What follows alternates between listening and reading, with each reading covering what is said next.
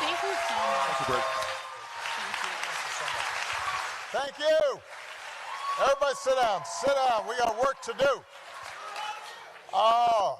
We love you.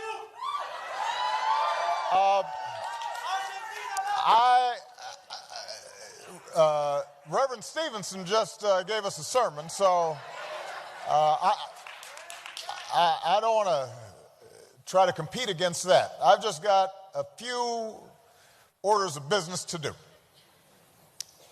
The first is I want to acknowledge all the amazing presenters, both here on this big stage and in the workshops throughout the last couple of days. Can you please give them a big round of applause?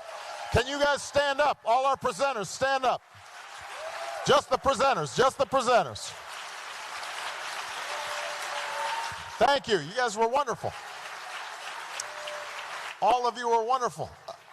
I also want to acknowledge the Obama Foundation staff, led by somebody who's been backstage the whole time with a headphone and has been working nonstop this entire time, Logan McClure, as well as my chief of staff, Anita Decker-Breckenridge, and all the team that has worked overtime to execute the cockamamie idea I had a few months ago. Please give them a big round of applause. They were fantastic.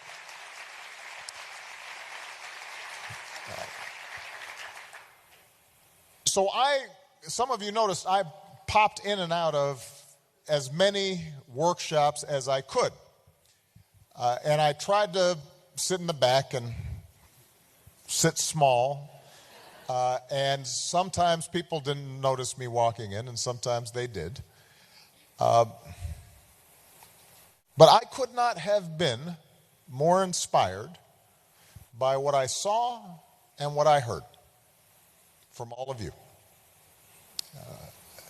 I saw prominent world leaders and business people sitting on a floor next to a bunch of young people with Post-its on the wall, trying to design and plan how we were going to build a global cadre of young leaders that could support each other in their efforts at change. I heard from a pair of young women who had taken digital tools and automation in order to help young people in crises and to change laws all across this country in how we treat victims of rape and sexual assault. I saw artists who had decided it's not enough just to have a piece of work in a gallery. We're going to create public art that anybody can pull down, modify, change, work with in order to lead a movement and send a message. I watched some of you sit in circles, pair up, tell each other your stories, and then have the other person have to tell the group the story they just heard. And through this amazing alchemy, friends and relationships were created in a matter of moments. What I saw was the possibility of change. What I saw was the promise of a generation that is coming behind us. And so, when we set out to set up this summit, the goal was not to have solved every problem in a day and a half. It wasn't to give you a rigid curriculum, but rather we had confidence that if we just brought this many people together who are doing this many magnificent things, that they would teach each other and inspire each other and teach us how we could be helpful in the work that needs to be done. And on that front, I, for one, think it's been a success because you've inspired me and you've been inspiring to each other. Now, here's the only thing.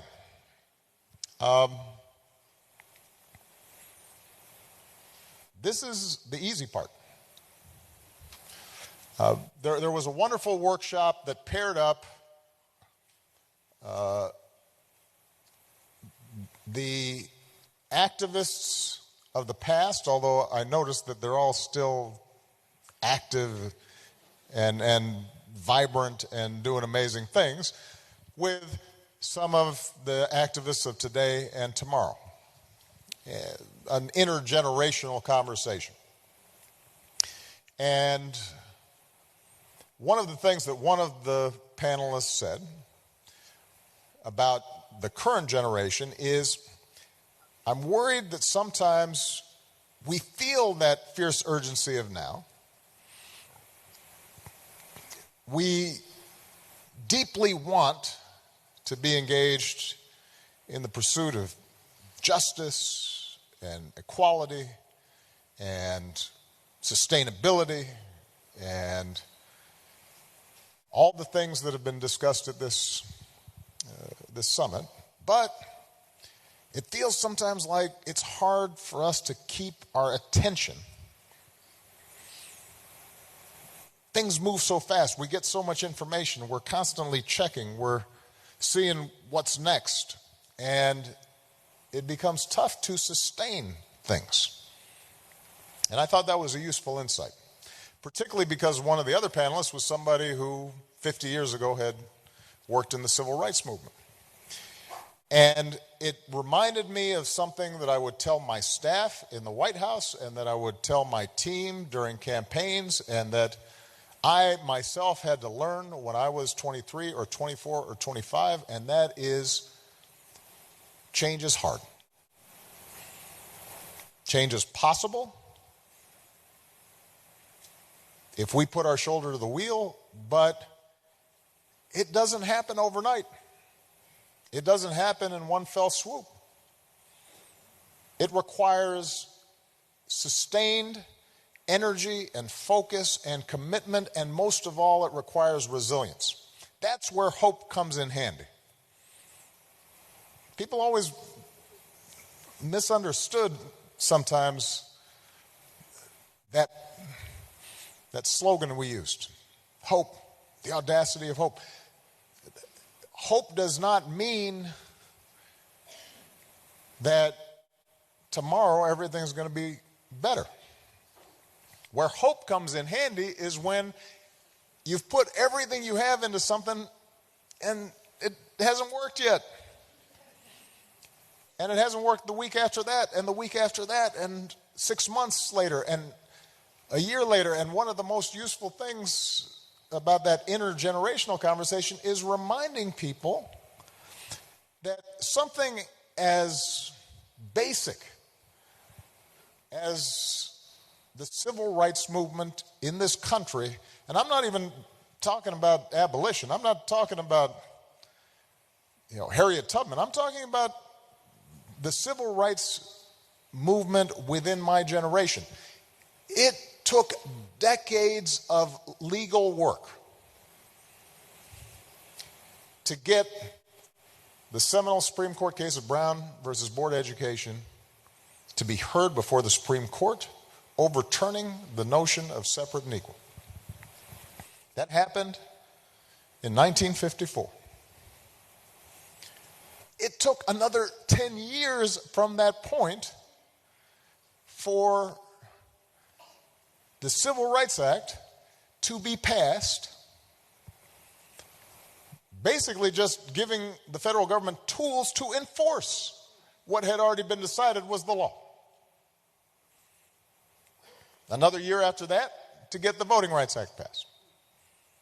And then several decades after that to get to the point where you could actually see meaningful relief on the political front, not yet on the economic front, in terms of trying to heal some of the wounds that had arisen out of that tragic past. That's 20, 30 years, which to all of you seems like a mighty long time. But in the arc of history is yesterday. It's within my lifetime. So change is possible and actually can happen relative to human history incredibly fast today, but for each of you who are going to be out there working each and every day, it's going to feel sometimes like a really long time. And it's going to be hard. And the high that you get from this summit is going to, on occasion, dissipate. And I say that to you not to bring you down from the high that we're on, but rather to validate and fortify what you feel later so that you are reminded that when you go back home to your respective communities and you go back to your projects and efforts, you won't be alone because of this summit. Because everybody else in this room is going to be feeling some of those same frustrations, will occasionally feel a tinge of, why am I doing this? May have to talk to your parents or grandparents who say, why don't you go make some money? Or why do you keep on hitting your head against the wall? And that's all right. Because you've got a community of people, not just who are in this room, but who've been watching the proceedings here, who've been doing, who've been taking a measure of hope from the successes you've had, who feel pain when you falter and are there to pick you up. And I'm one of those people. And if nothing else, I want you to take away from this summit that sense that you are right there, ready and able to transform the world. You know, my friend Lynn was up here, who has written several magnificent plays, most recently Hamilton. That's the one that allowed him to pay a lot of bills. And he mentioned one of the hallmark songs of this production. For those of you who haven't heard about this, this has been first a Broadway sensation, then became a sort of a cultural sensation. And one of the songs is called The Room Where It Happens. Well, I've been in that room. I've been at the head of table of that room. And here's the secret I want all of you to know, is that most of the folks in that room are no more inherently qualified to decide what happens in this world than you are. They're not inherently better equipped to spread the kinds of values that I think are most important in how we treat each other. There are wonderful people sometimes in that room, but there are also people who are there because of luck, because of circumstance, because their daddy was so-and-so, because they were willing to do things or compromise their values in ways that most of us wouldn't. So you belong in that room too. Now, you don't get there right away. You don't get there automatically. And most importantly, if you do get in that room, it better be because You're there to represent and enable and empower those voices that you care so deeply about now. But you will get there as long as you're persistent, as long as you keep on believing, not just in yourself, but believing in the power of other people and your ability to connect and work with them. So, with that, it is my understanding that each of you have one of these cards in your seat. If you don't, it's stuck to the back of your pants.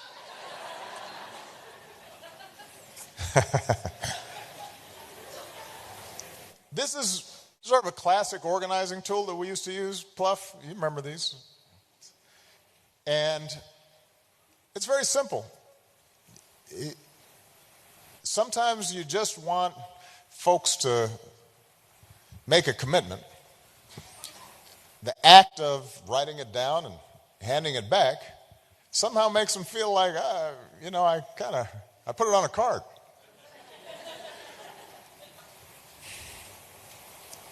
This is actually a commitment that you're going to be making, not to me, not to the foundation, but to each other and to yourselves. And it's very simple. On the back, it says, as part of my renewed and ongoing commitment to community engagement, I will, and then it's blank. And the last task before you get some outstanding Jose Andres supervised food, and before you hear an amazing concert at which our Chicago's own Common and Chance and others will be performing, is, no, you don't get to the fun part until you fill out this card. And you're going to turn it in. And it doesn't have to be, I'm going to, employ every low-income person in my country, or I'm going to, end mass incarceration. I would advise it be something that you will be able to accomplish. And it might be something as simple as you hosting a dinner with some folks who you haven't talked to before and need to hear from in order to broaden your circle of influence. It might be something as simple as, I've looked at my organization and I realize I need more women at the table because otherwise I'm going to be stupid. It might be that I am going to figure out how I'm going to get a workout in like Michelle told me to, so that I'm in for the long haul. But whatever it is, I want you to fill it out, and I want you to turn it back. And what's going to happen is we're going to collect these, and we're going to record them, not for me and not for the foundation, but for you, so that you are reminded of what it is that you think you need to be doing. And if it turns out that a week in, a month in, you're having problems meeting that commitment, it turns out you now have a massive support group from around the globe that will give you encouragement and support and advice and training and resources in order for you to be able to meet that commitment. Because ultimately, all the talk is fun and it's nice, but we're here to act. And in order to bring about the kinds of structural changes that we're looking for, in order for, as Anand pointed out, us not only to be throwing starfish back in the ocean, but us figuring out how they can stay in the ocean in the first place, we've got some big things we're going to have to do. And the good part is I'm confident that all of you are going to be able to do them. You could not have given us a better start to this process, and we have learned so much from all of you. And for that, We are all extraordinarily grateful. Thank you, everybody. God bless you. Go at it. Let's get to work. All right.